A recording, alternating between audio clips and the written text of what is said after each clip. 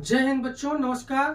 आप सभी का स्वागत है हमारे YouTube channel special English classes में। बहुत बहुत स्वागत है बच्चों आपका। तो बच्चों, जैसा कि मैं कमेंट मुझे प्राप्त हुआ था कि सर आप एक लॉन्ग टॉपिक लेके आइए, तो आज मैं बच्चों आपके सामने टेंस का एक टॉपिक लेके आया हूँ। तो आइए जल्दी से हम देख लेते हैं, टेंस के बारे में जानते हैं। तो बच्चों, जैसा कि आप कक्षा 6 से लेकर 8 तक में पढ़ चुके हैं कि टेंस हमारे 3 प्रकार के होते हैं। टेंस बच्चों होता क्या है, एग्जैक्टली टाइम, मतलब जो टेंस हमारा होता है वो टाइम के बारे में दर्शाता है कि हमारा जो वाक्य है या हमारा जो काम है वो किस कारण में पूरा हुआ है, जिसको हम time is equal to tense is equal to time is equal to certain period of time भी कह सकते हैं।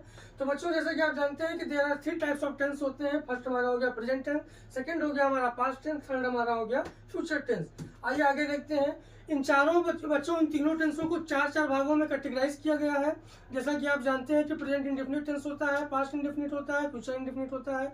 उसके बाद बच्चों क्या होता है, प्रेजेंट कंटिन्यूअस होता है, past continuous, future continuous, present perfect, past perfect और फ्यूचर परफेक्ट। उसी प्रकार हमारा बच्चों जो लास्ट होता है, present perfect continuous, past perfect continuous और फ्यूचर परफेक्ट कंटिन्यूअस। उसके बाद बच्चों आइए हम आगे देखते हैं।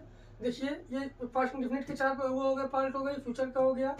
नेक्स्ट बच्चों हम आते हैं कि हम सबसे बड़ा मेन जो हमारा बच्चा वो होता है कि हम कैसे पहचानेंगे कि टेंस किस का, मतलब कि या वाक्य किस टेंस में है। तो उसके लिए सबसे जरूरी होता है बच्चों कि उस काल को देखना कि वह काम कब समाप्त हुआ या कब हो रहा है। तो वर्तमान काल की बच्चों अगर बात करते हैं तो इसमें क्या होता है कि इसमें किसी भी कार्य का जारी होना पाया जाता है।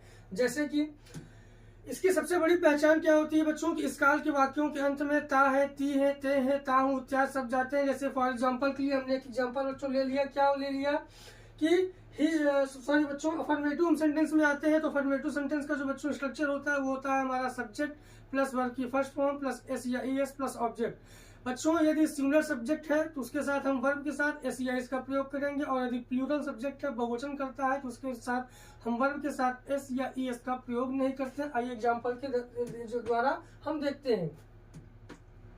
एग्जाम्पल हमारा बच्चों क्या है, वह स्कूल जाता है, तो हमारा क्या हो जाएगा, वह हमारा क्या है, सब्जेक्ट है, सिंगुलर है, तो इसलिए हम वर्ब के साथ एस या ई एस का प्रयोग करेंगे। तो हमारा क्या हो जाएगा, ही गोज टू स्कूल। इसी प्रकार हमारा हो जाएगा तुम खाना खाते हो, ये हमारा क्या है बच्चों, प्लूरल सब्जेक्ट है, बहुवचन करता है, तो इसके वर्ब के साथ हम एस या एस का प्रयोग नहीं करेंगे। तो हमारा क्या हो जाएगा कि यू ईट फूड। आइए बच्चों नेक्स्ट देखते हैं।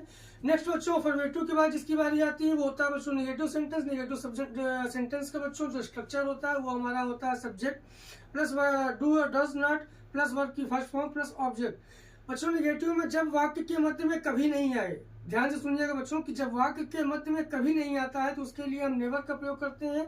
और बच्चों नेवर का प्रयोग करने पर हम सिंगुलर सब्जेक्ट के साथ सेम अफर्मेटिव वाला रूल लागू करते हैं। अगर सिंगुलर सब्जेक्ट है तो उसके साथ वर्ब के साथ एस या ई एस, तथा अगर प्लूरल सब्जेक्ट है, बहुवचन करता है, तो उसके साथ हम एस या ई एस का प्रयोग नहीं करते हैं। जैसे आइए एग्जाम्पल आपको दिखाते हैं बच्चों।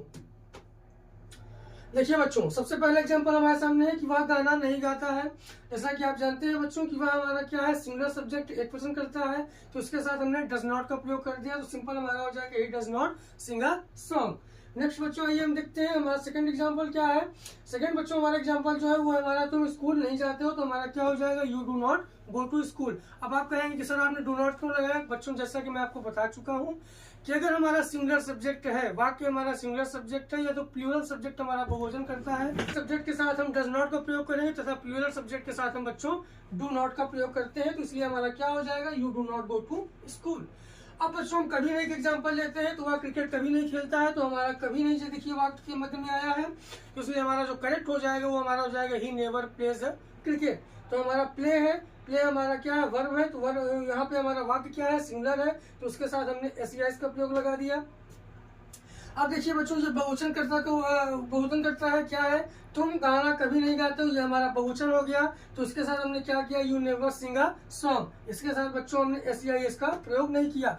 तो बच्चों ये हमारी बात हमेशा ध्यान रखिएगा कि जब भी वाक्य के मध्य में कभी नहीं आएगा तो उसके साथ हम सिंगुलर सब्जेक्ट के साथ हमेशा एस या एस का प्रयोग करेंगे, तथा प्लूरल सब्जेक्ट या बहुवचनकर्ता के साथ एस या एस का प्रयोग नहीं करेंगे। आइए बच्चों देखते हैं नेक्स्ट हमारा बच्चों इसके बाद जो आता है हमारा आता है प्रश्नवाचक वाक्य, जिसको हम अंग्रेजी में इंट्रोगेटिव सेंटेंस भी कहते हैं। तो बच्चों इसका जो स्ट्रक्चर होता है वो जो होता है डू और does plus subject plus verb की फर्स्ट फॉर्म प्लस ऑब्जेक्ट। दूसरा सेकंड टाइप इसका जो होता है मतलब उसको हम बोलते हैं W H type, W H plus do और does plus subject plus verb की फर्स्ट फॉर्म प्लस ऑब्जेक्ट। तो बच्चों आइए हम देखते हैं। तो इसका भी रूल वही रहेगा बच्चों, सबके साथ सिंगुलर सब्जेक्ट के साथ डस का प्रयोग तथा प्लूरल सब्जेक्ट बहुवचनकर्ता के साथ डू का प्रयोग करेंगे। आइए जल्दी से एग्जाम्पल देख लेते हैं। एग्जाम्पल बच्चों हमारा क्या है कि कि क्या वह खाना खाता है, तो क्या हुआ हमारा क्या बच्चों सिंगुलर सब्जेक्ट है, क्या से स्टार्ट हुआ है, तो क्या से स्टार्ट होने वाले वाक्यों में सबसे पहले हम अकॉर्डिंग टू सब्जेक्ट डू और डस का प्रयोग करते हैं। तो हमारा सिंगुलर सब्जेक्ट है तो हमारा डस का प्रयोग हो जाएगा। क्या हो जाएगा बच्चों, डज ही ईट फूड। बेटा क्वेश्चन मार्क वाले वाक्यों में क्वेश्चन मार्क का साइन लगाना कभी ना भूलिएगा, this is the most important. अगर आप ऐसा नहीं करते हैं तो आपके एग्जाम में नंबर कट जाएगा। सेकंड एग्जाम्पल हम देखते हैं बच्चों कि वह खाना क्यों खाता है। अब बच्चों देखिए क्यों हमारा क्या है, क्यों हमारा प्रश्नवाचक शब्द है, हमारा मध्य में आया है, तो सबसे पहले हम इसकी अंग्रेजी कर देंगे वाई, उसके बाद अकॉर्डिंग टू सब्जेक्ट हमने हेल्पिंग वर्ब डस का प्रयोग किया, उसके बाद ही ईट फूड और यहाँ पे क्वेश्चन मार्क। नेक्स्ट बच्चों हम देखते हैं क्या हम अपना पाठ याद करते हैं। अब हम क्या है बच्चों, हम हमारा बहुवचन करता है तो इसके साथ हमने क्या लगाया, do we learn our lesson. इसी प्रकार हम अपना पाठ क्यों याद करते हैं, तो क्यों अगर बीच में आ गया सबसे पहले हम वाई उठाएंगे, उसके बाद अकॉर्डिंग टू सब्जेक्ट हम हेल्पिंग वर्ब डू का प्रयोग करेंगे, तो why do we learn our lesson. Next बच्चों इसके बाद जो आता है वो आता है हमारा इंट्रोगेटिव और निगेटिव। मतलब आप एक टेंस को चार तरीके से बना सकते हैं। पहला हो गया अफर्मेटिव, दूसरा हो गया निगेटिव, तीसरा हो गया इंट्रोगेटिव और फोर्थ हमारा जो बच्चों आता है वो हमारा आता है इंट्रोगेटिव और निगेटिव। इसको हम प्रश्नवाचक या नकारात्मक वाक्य से भी जानते हैं। तो बच्चों इसमें भी सेम रूल होता है, सब कुछ होता है, बस इसमें क्या होता है कि पहले क्या होता है, क्या वह खाना नहीं खाता है, तो हमारा क्या हो जाएगा बच्चों, पहले हमारा क्या आया तो उसके अकॉर्डिंग हमारा डज हो जाएगा, उसके बाद सब्जेक्ट प्लस हमारा उसके बाद नॉट आएगा, उसके बाद वर्ब और ऑब्जेक्ट आएगा। तो बच्चों इसका हमारा अनुवाद हो जाएगा does he not eat food. Second बच्चों हमारा क्या हुआ, खाना क्यों नहीं खाता, क्यों हमारा प्रश्न शब्द जो बाद में आया है, सबसे पहले हम इसकी अंग्रेजी लिखेंगे, क्या लिखेंगे बच्चों, वाई अकॉर्डिंग टू सब्जेक्ट हमने डज का प्रयोग करेंगे, उसके बाद ही नॉट ईट फूड। नेक्स्ट बच्चों हम देखते हैं बहुवचन का एग्जांपल देख लेते हैं। क्या तुम स्कूल नहीं जाते हो, तो तुम हमारा क्या बच्चों बहुवचन है, तो इसलिए हम क्या प्रयोग करेंगे कि do you not go to school, क्या तुम स्कूल नहीं जाते हो। इसी प्रकार बच्चा तुम स्कूल क्यों नहीं जाते हो, तो क्यों हमारा प्रश्नसूचक शब्द है वो हमारा मध्य में आया, सबसे पहले हम क्यों की अंग्रेजी लिखेंगे, तो हमारा क्या हो जाएगा बच्चों, why do you not go to school. I hope कि बच्चों यहाँ तक आपको समझ में आया होगा। अगर नहीं समझ में आया, किसी प्रकार की कोई समस्या फिर भी आपको रह जाती है तो आप हमें कमेंट करके अवश्य बताएं, उस परेशानी उस प्रॉब्लम को हम आपको जरूर दूर करेंगे। तब तक के लिए आप सभी को बहुत बहुत धन्यवाद। हमारे चैनल को ज़्यादा से ज़्यादा सब्सक्राइब करें, लाइक करें, कमेंट करें।